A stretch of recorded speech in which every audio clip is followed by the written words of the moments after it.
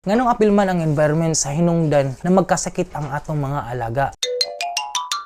Ang atong mga alaga, dili na sila kabalo kung unsa ng hugaw, poison, ug uban pa. Ang ilang pakigdula or makigbanding labi na sa gawas ug sa yuta pa jud. Daghan tay makuha ng mga sakit nagikan sa bakterya, virus ug uban pa. Kung mataymingan pa jud na nilibang didto ang masakiton na iro or iring or basin ang atong alaga niinom og tubig sa kanal kay dili bayata 24 hours na nagyampungad sa ilaha. Kani pong ilaga kinahan gini sila nagukuron ni og ilahang patyon. Maong dako kay tsansa na magkalipto sila og kani pong palaka ila po ng kalingawan og paak-paak tapos mag-cause na day nag-food poisoning. Kani pong parbo sa environment po ni makuha kay kaya sa virus mabuhi na masking dili managhan up to 7 to 8 months ingana sila katibay. Maong dili ta magpataka og padula sa atong mga alaga labi na wala ta kabalo na limpyo ba na ang area or hugaw kay dili man ni para sa tao